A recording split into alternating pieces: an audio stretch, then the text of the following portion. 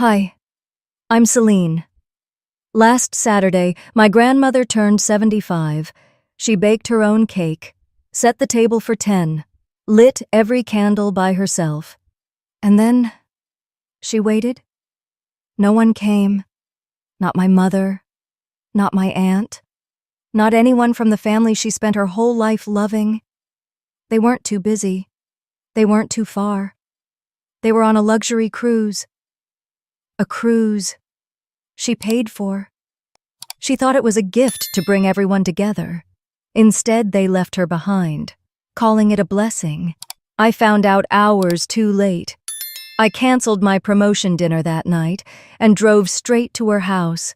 But what I walked into wasn't just a forgotten birthday. It was a betrayal years in the making. Before we dive in, tell me, if your family left your grandmother like that, what would you have done? I was still at the office when Mom's message popped up. Plans changed. Don't bother coming. I read it twice, confused. Then a third time, slower. My hand hovered over the small wrapped box on my desk. A bracelet I'd ordered off Etsy, personalized just for Grandma Avon. My chest tightened. No explanation. Just those 4 words. I tried calling her, but no answer. Typical. She never liked confrontation. A sip of my now cold coffee did nothing to clear my head. I glanced at the clock. 4:27 p.m. Grandma's 75th birthday dinner was supposed to start at 6. Just 10 people. That's all she asked for. Nothing big. I texted her directly. I'll be there after work. She called me back. Don't bother, sweetheart. Her voice, quiet, off. Grandma, what's going on? There was a pause, long enough I thought the line dropped. It's fine, Celine. I just got mixed up. They're not coming. I guess something came up. Her voice cracked on that last word. I froze. Who's not coming? She faked a small laugh, brittle like glass. All of them. I pushed back from my desk, standing without realizing it. But the party, it's okay. Really, it's just me here, just a little cake. Avon, don't drive all the way here for nothing. I'm okay. I hung up without answering.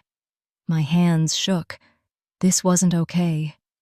Her house came back to me in flashes. The small table she always dressed up, the pink embroidered napkins that said, "Family first," the old dining chairs, never enough for everyone. But she set them up every time. Probably right now she was sitting in that silence, waiting. Then the final blow landed.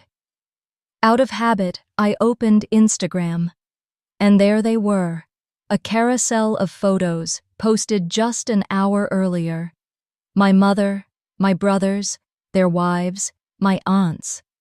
All dressed in white, smiling, holding champagne glasses against endless blue water. A Mediterranean cruise. Caption: Family time is precious. I dropped the phone.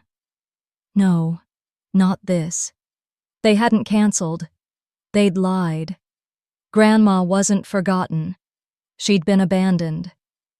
Something snapped inside me. I looked at my calendar.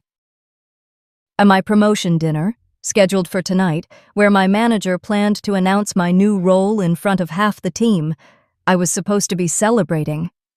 I picked up the RSVP note and tore it in half. Then I grabbed my keys. I didn't text anyone, didn't explain, not to my boss, not to my friends waiting at the restaurant. I drove straight to Avon's. The freeway blurred past. I remember gripping the wheel so tight my knuckles burned. My thoughts weren't clear, just noise. But one thing cut through. This wasn't about me anymore. She didn't deserve to sit there alone. I thought I was used to their games.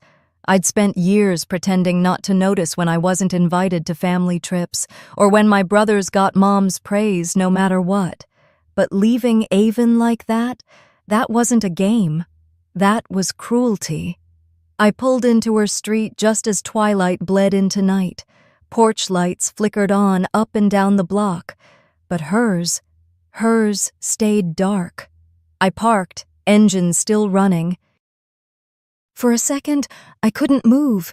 What if I'd come too late? Finally, I killed the ignition, forced my feet to move. My heels clicked too loud against the walkway. I hated the sound. It felt wrong. Then I saw it. Through her kitchen window, she sat at the table, back straight, facing an empty room. The cake sat untouched. Candles still flickering, melting into waxy puddles. Plates lined up like they were expecting people. Pink napkins folded perfectly. But no one was coming. She didn't see me watching. I wiped my face, swallowed whatever cracked in my throat, and knocked softly before stepping in. "Celine, I told you not to come," she whispered when she looked up. I forced my voice steady. "Too late." I pulled out a chair and sat down like I belonged. For a moment, neither of us spoke. The smell of vanilla cake hung faintly in the air, clashing against the heavy silence between us. Avon's eyes flickered toward me but didn't hold. She looked smaller somehow. Not just older, smaller, like part of her had caved inward. I reached for the knife, cutting a slice of cake. My hands worked without asking permission from my brain. I placed the slice in front of her. "Happy birthday, Grandma." Her lips curved, barely. "You didn't have to come." I placed another slice onto my own plate.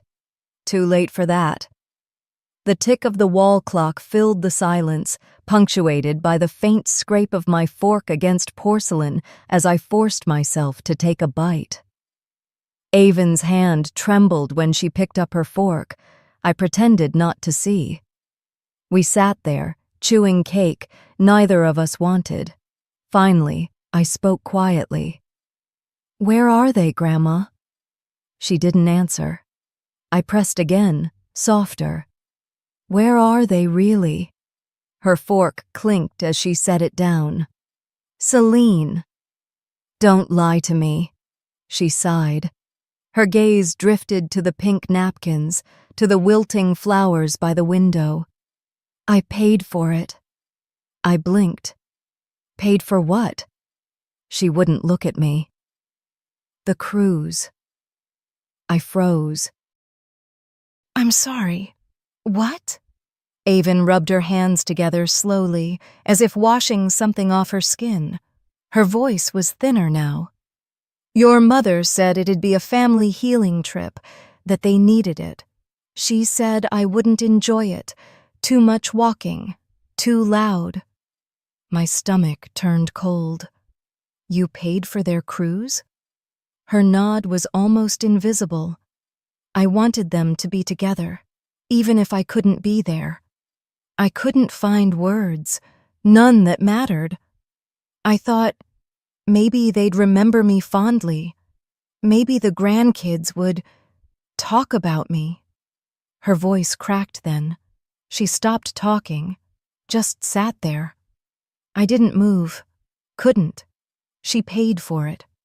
Every smile I'd seen on Instagram, every champagne toast, funded by the woman sitting across from me who hadn't been invited, my mind drifted unbidden to years ago. I was maybe 10, maybe younger. I remembered standing in the corner at Thanksgiving, listening to Mom introduce me to a distant cousin as the extra one, not even embarrassed. Just factual, like saying the sky was blue. I remembered how Avon had pulled me aside that night, slipped a bracelet into my hand. Handmade, nothing fancy. "Sometimes," she whispered, "being last means you're the surprise." I looked at her now, across the table, and I realized, for the first time in years, she was wearing that same bracelet. Frayed now, loose, but still there. She'd never taken it off. I swallowed against the lump in my throat. "I canceled my promotion dinner tonight," I said suddenly. She looked up, confused. "I was supposed to celebrate with my team, but I canceled because I couldn't let you sit here alone." Avon's lips trembled. "I didn't want to ruin your night." "You didn't." I thought about my life then.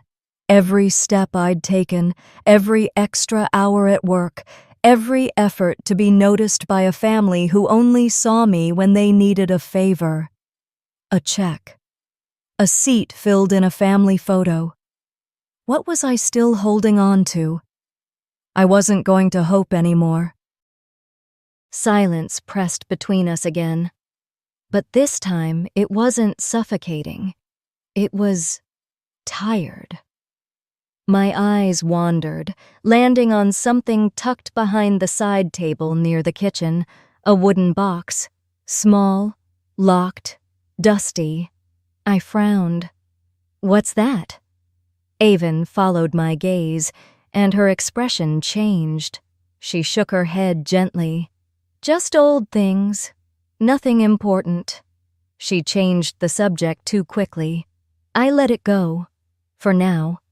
I looked back at her bracelet instead. "It's still holding up," I said quietly, nodding at it.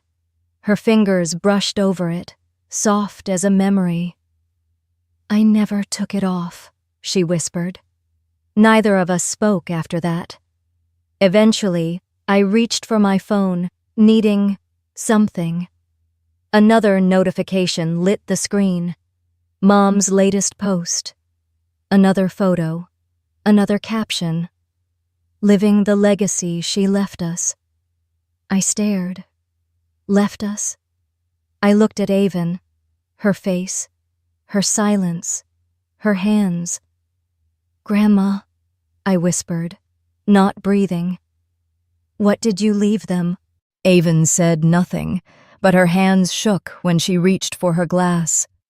I reached across the table, laying my palm lightly over her trembling fingers. She didn't pull away. The glass stayed there, caught between her grasp and her fear, as if she wasn't sure which deserved her strength. "What did you give them, Grandma?" My voice came out quieter than I expected. A pause. Then, with no emotion, just flat resignation. "Everything." I felt the air shift in the room. "Everything?" I repeated, though I knew she meant it. Avon nodded faintly. "The house, the rentals, the money your grandfather left. I thought I was signing tax papers." Her voice cracked, like the words themselves hurt to say. I held her hand tighter. "When?" "Months ago. Vera said it was to help. Said paperwork gets complicated after 70. "And you just signed?" Her chin lowered. "I trusted them." There it was. Simple. Brutal. I should have read them. I didn't. My throat closed. She wasn't even crying. Not properly. Just sitting there, small and worn down, as if the betrayal hadn't just happened over months, but over decades, and she'd only just noticed. I didn't trust my voice. I sat back slowly, letting go of her hand, because I wasn't sure if I was comforting her or holding myself together. She thought they loved her. She thought paperwork didn't need questioning. And somewhere deep inside me, something snapped. I stood up. "Celine? I'm getting more tea," I lied. But I wasn't headed to the kitchen. I moved toward the side table instead, where that old wooden box rested in the shadows near the wall. I didn't know why. Something about that dusty lock had stayed in my mind since the moment I saw it. Something unfinished, Something wrong. I knelt quietly, lifting the box. It wasn't heavy. Behind me, Avon's voice was small. "What are you doing?" I didn't answer. My fingers found the latch. It wasn't even locked, just stuck from disuse. A firm pull, and the box creaked open. Inside, papers, and one sealed envelope. I pulled it out carefully. The paper felt thicker than modern envelopes, older, yellowing at the edges. On the front, in my grandfather's precise handwriting, it read, "Last Will and Testament." My stomach tightened. "Grandma?" I said, holding it up. "What's this?" Silence. I turned and saw her face pale. "I forgot," she whispered. I stood slowly, envelope in hand. "You forgot your husband's will?" She shook her head helplessly. I hid it. My heart dropped. "Why?" She didn't answer. I slid my finger carefully along the envelope's edge, opening it. Avon didn't move. The first page was clear. My grandfather had left everything to Avon. The house, the savings, the rentals. But attached to the back, barely hanging on, was a handwritten codicil. I read it twice before believing it.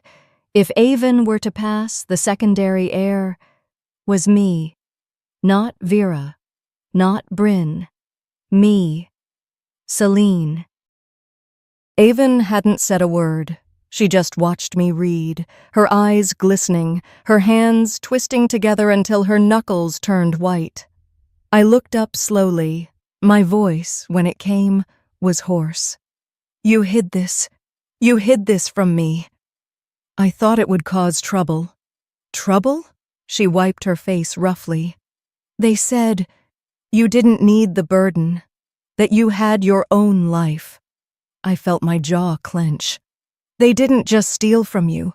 They stole from me, too." She flinched. "And you let them." Avon broke then. She covered her face with her hands, her shoulders shaking, not from age this time, but from something deeper. Guilt, maybe, or grief. "I didn't want you to hate me," she whispered through her fingers.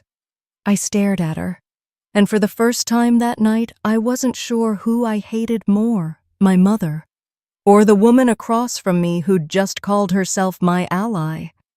I woke to silence. The old couch creaked as I shifted, the morning light cutting across the living room like dust-laden blades. For a second, I couldn't remember where I was. Then my eyes found the unopened birthday cards lined along the mantel.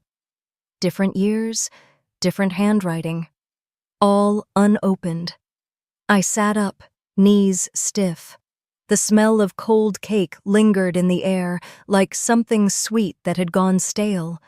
I looked around Avon's house, noticing, really noticing, for the first time, how little of her life filled the space. It was her house, but it wasn't her home. I kept waiting for it to feel familiar. It never had. I stood, crossed the room, and poured myself coffee that had long since gone bitter. My hands shook as I held the cup. I wasn't sure if it was exhaustion or fury. Before I could stop myself, I reached for my phone. Her name blinked on the screen. Vera. I tapped to call. It rang longer than it should have.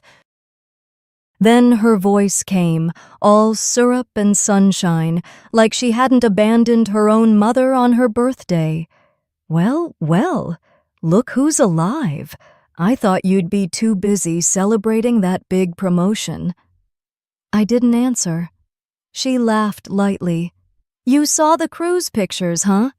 Gorgeous, right? First class all the way." I closed my eyes. "Where's Grandma's house deed, Mom?" Silence. Then, "Celine, what's going on?"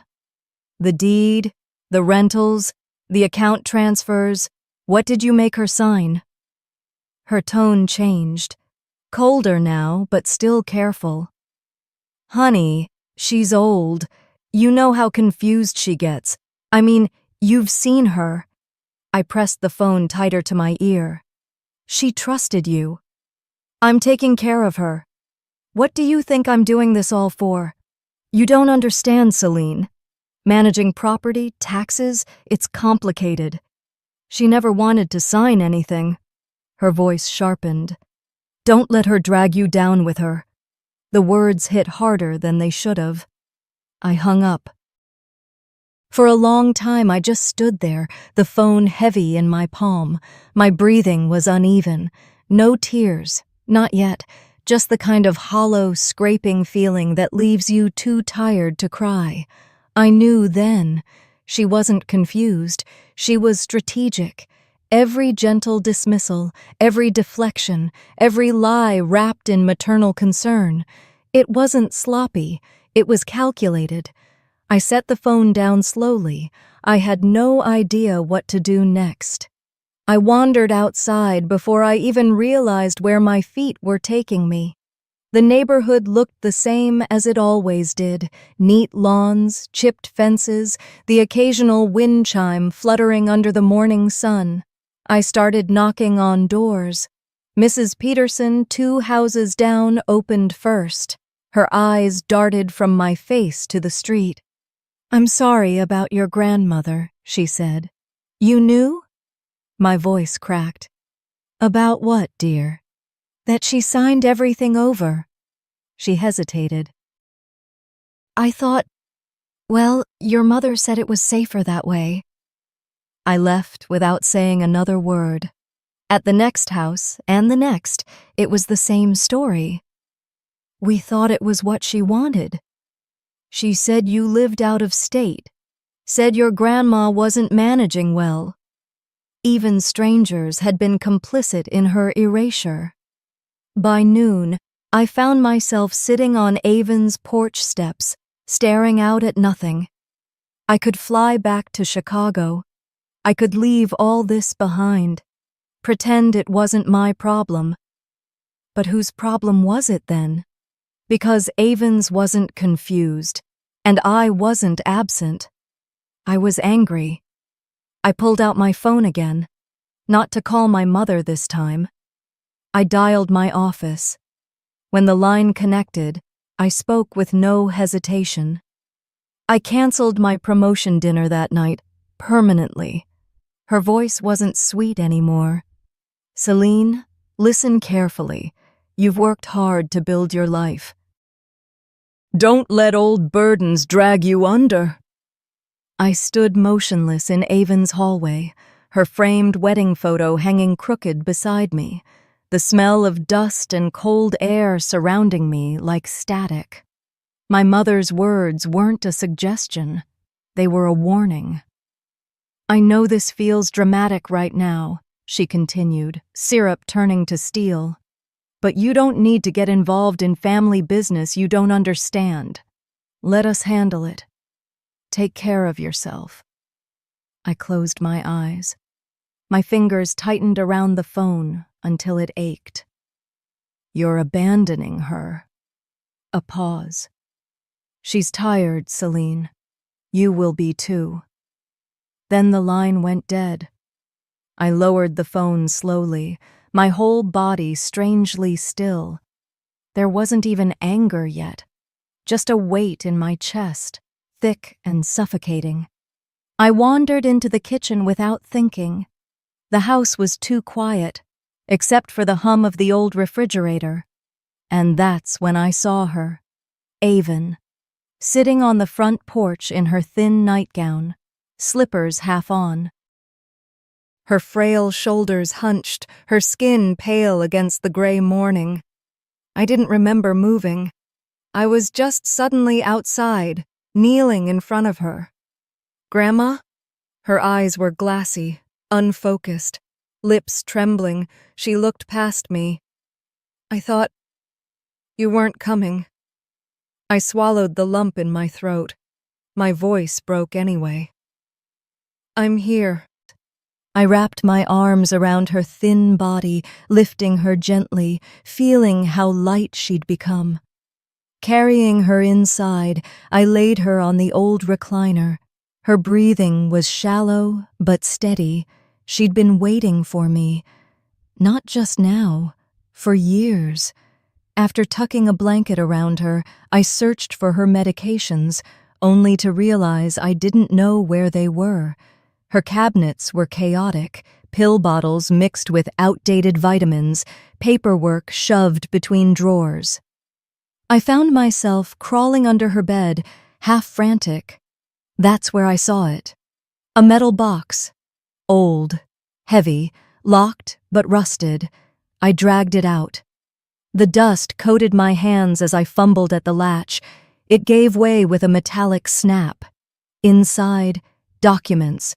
Not in folders, not organized, just piled. I reached for the first paper, my heart pounding for reasons I didn't understand.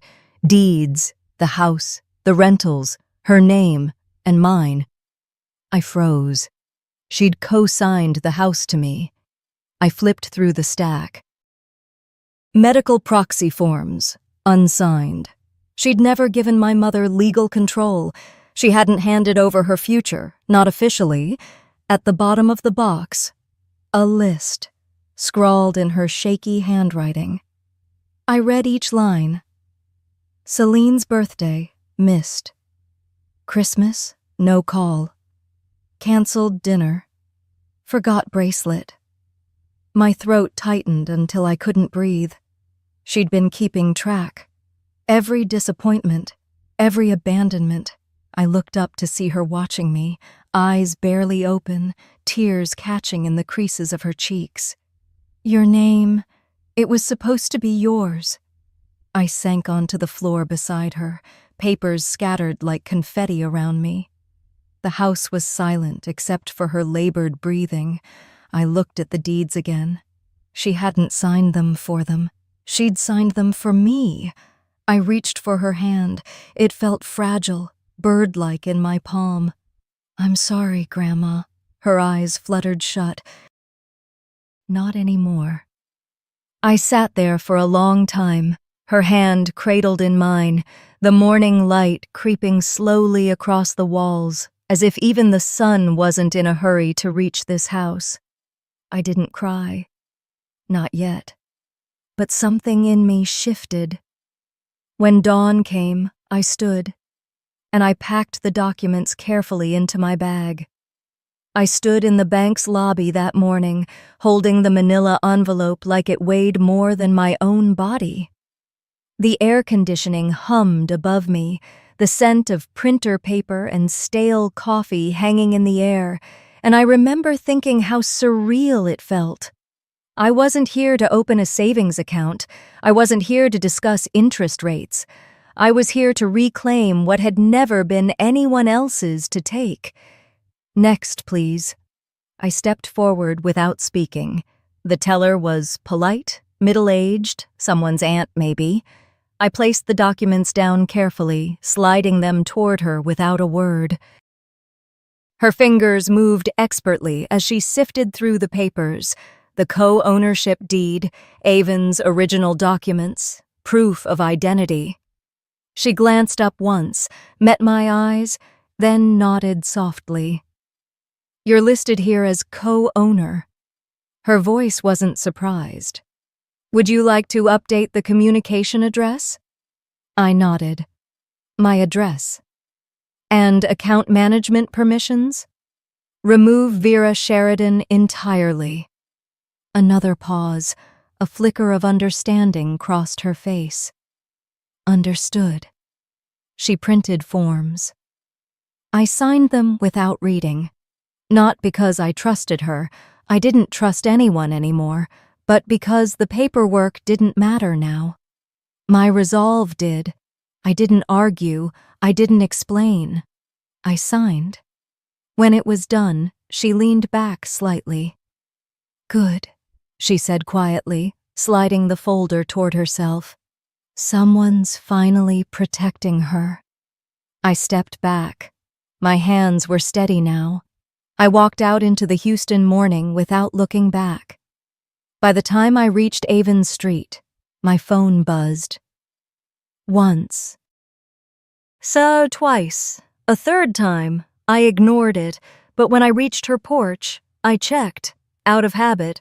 It wasn't a text from Vera. It was worse. She'd posted on Facebook. "A daughter who never visits now thinks she knows best," it said.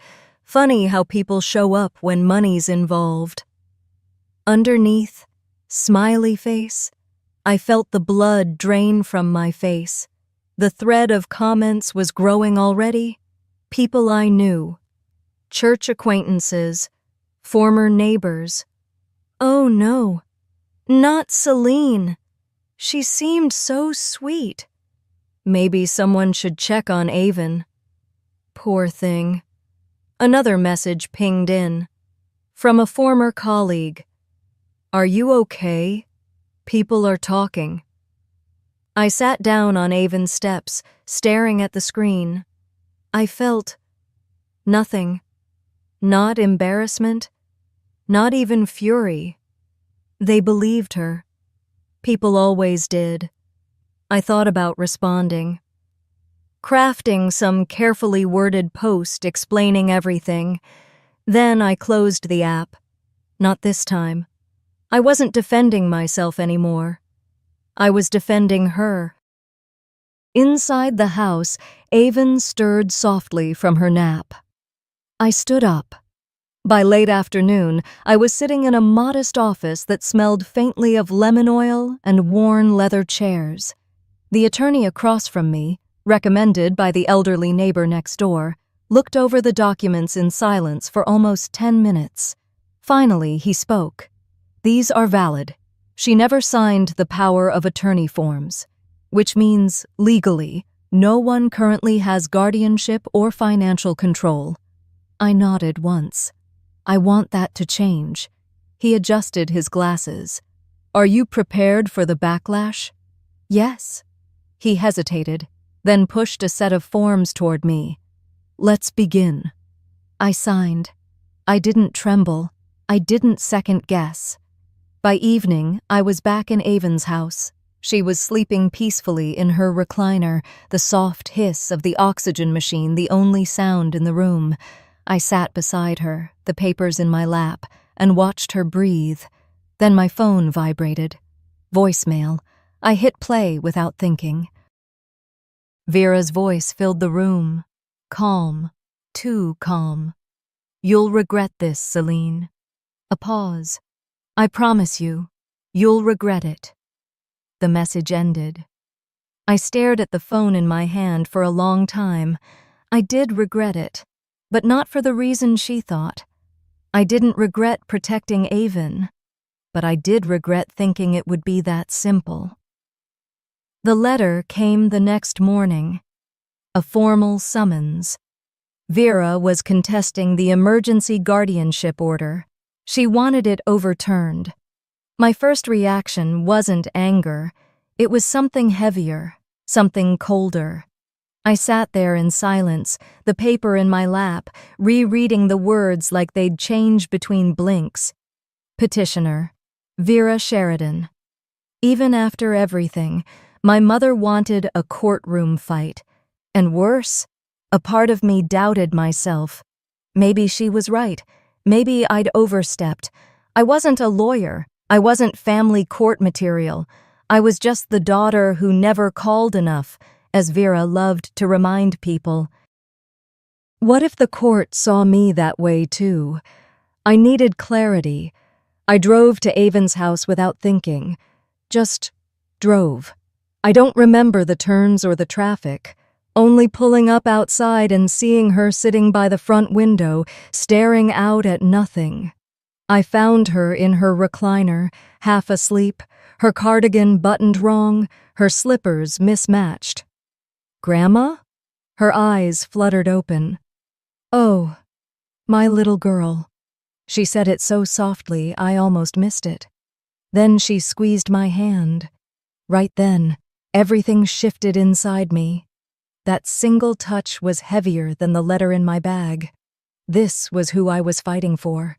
I stayed with her that morning, helping her sip tea, brushing her hair as she dozed again. But when my phone buzzed, I saw it. Another online post from Vera. I didn't open it. I didn't need to. Instead, I stepped outside, letting the screen door click shut behind me, and just stood there on the porch. I wasn't alone for long. Mrs. Levin from next door came over.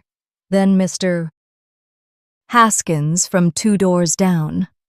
They didn't say much at first, just stood there awkwardly, eyes flicking between me and the house. Finally, Mrs. Levin spoke. "I saw the pictures," she said quietly. "Of her." I nodded. "I didn't know it was that bad." She hesitated. "None of us did." I didn't respond. Not because I was angry, but because I didn't have the energy to explain. They knew. That was enough. In the days that followed, the shift grew clearer. Neighbors began dropping by, not in pity but in quiet apology. They brought casseroles, mail they'd held for Avon when she forgot to check her box, even photo albums they'd kept from church picnics, with pictures of her smiling, years before. Mercy. The narrative was cracking. But it wasn't just the neighbors. A message popped up on my phone late one night. It was from Melissa, my cousin from Oregon. Someone I hadn't spoken to in almost a decade. "What your mom did, none of us knew. We're behind you."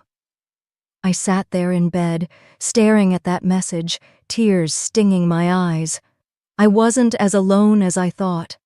By the time I met with the attorney again, my mind was clearer. He went over the court summons with me, careful but honest. "She's trying to argue you forced control," he said, "that Avon was coerced." I swallowed hard. "Is there a chance I lose?" "There's always a chance," he said, "but truth matters. Focus on that." He laid out the strategy plainly. We don't attack her character. That plays into her narrative. Then what do?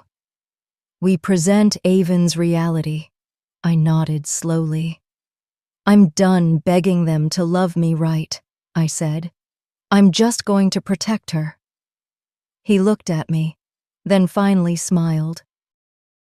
"That's exactly what we'll do." The day before the hearing, the phone rang.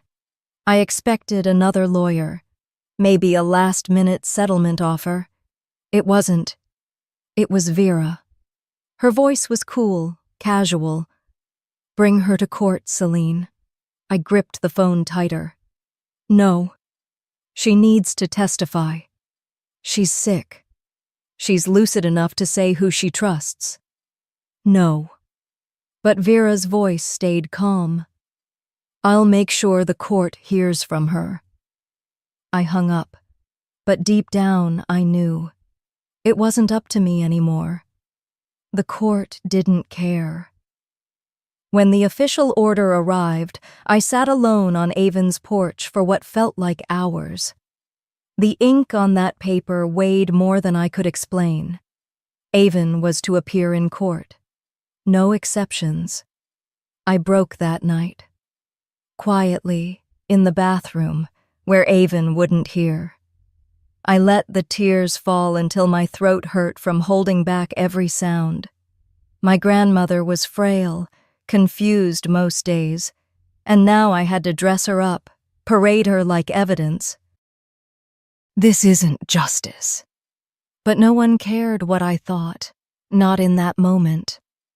The morning of the hearing, I helped Avon into one of her old cardigans, the soft blue one.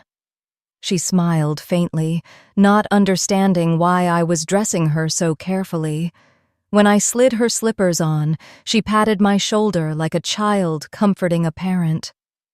"Where are we going?" she whispered. I couldn't answer. The drive to the courthouse was silent. I glanced at her in the rearview mirror, head leaning against the window, her breath fogging the glass. Inside the courtroom, Vera was already seated, She looked immaculate. Her makeup was perfect. Her suit looked expensive. And her smirk? That was flawless. She didn't even glance at Avon as we passed. I sat Avon down beside me in the courtroom, her hands resting on her lap. She looked lost, and for a moment I hated every person in that room. Vera took the stand first.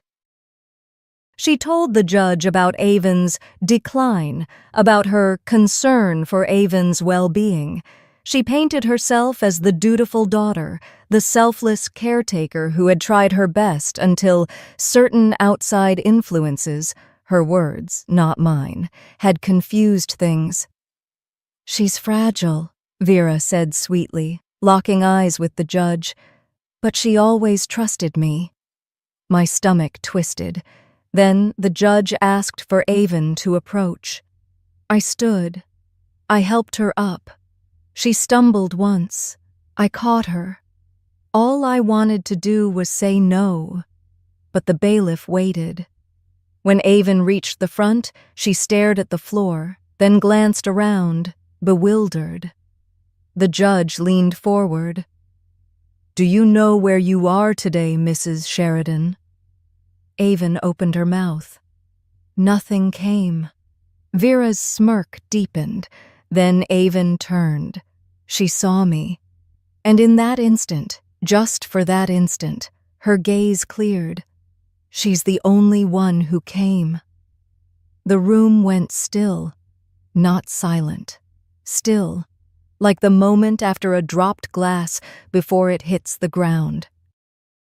Vera's face shifted, just slightly. No one moved. No one spoke. I didn't need to explain anything. Not anymore. The judge sat back slowly. His expression changed, tightened. Avon kept her gaze on me, her frail frame swaying slightly until the bailiff caught her arm and guided her back to our table. The silence said more than Vera's entire speech. When the verdict came, it wasn't dramatic. There was no gavel slam. "Guardianship remains with Celine Sheridan," the judge said simply. Then he turned toward Vera. "And what you did," he said coldly, "borders on exploitation." Vera stood abruptly, fury bleeding into every inch of her posture. She didn't speak. She just walked out, heels striking the floor like gunshots. I didn't follow her. I stayed where I was, holding Avon's trembling hand. When we left the courthouse, I found them waiting. Cousins, neighbors, people I hadn't seen in years. Melissa stepped forward first. "You did what none of us had the courage to." I said nothing. I couldn't. My throat felt too raw. We drove home in silence. That night, as I settled Avon back into her recliner, tucking the blanket around her knees, I heard something slip through the front door. A letter. No name on the envelope. But I knew the handwriting. Vera. I picked it up. Whatever I expected. It wasn't what was inside. The letter wasn't what I expected. I read it standing in the kitchen, the envelope trembling slightly in my fingers as I unfolded the paper. There was no apology, just words scribbled sharp and fast, like she'd written them without stopping for breath. "You were always Grandma's favorite." That was how she opened. No "Dear Celine." No explanation. She wrote about envy like it was a simple fact. How, growing up, she always felt like Avon saw something in me that she never gave Vera. How she thought if she could take everything connected to Avon, the house, the money, the family photos, even the family stories, maybe that feeling of being unwanted would finally fade. But it never did. She didn't say sorry. Not once. And by the end of it, all I felt was sad. I folded the letter quietly, slipping it into the back of the drawer by the sink, next to the old box of matches Avon always used. The next morning, Avon didn't remember the courthouse. When I helped her sit up, her eyes fluttered toward me. "Mom?" she whispered. I didn't correct her. I just sat on the edge of the bed, holding her hand in both of mine. It didn't matter what she called me. In her world, I was whoever she trusted most. That afternoon, I started taking down Vera's decorations, the heavy framed photos she'd filled the house with, pictures of herself, of staged family gatherings I hadn't been invited to. One by one, they came off the walls. In their place, I put back the real ones. Photos of Grandpa, of Avon when she was young and radiant, and in the corner of one old frame, a picture I'd never seen before, a photo of me as a child, missing my front teeth, standing awkwardly beside Avon. She was smiling. I wasn't. I hung that photo above the fireplace. Later that week, the phone calls began. Cousins, people who'd never taken sides before, suddenly reaching out, checking in. Quiet conversations that didn't mention Vera, but that somehow said everything. I didn't trust it, not fully, but I answered. The months that followed weren't dramatic. No courtroom battles, no angry voicemails. Vera disappeared from view. Whether she was ashamed or simply tired of losing, I didn't know. But the silence felt heavier than her words ever had.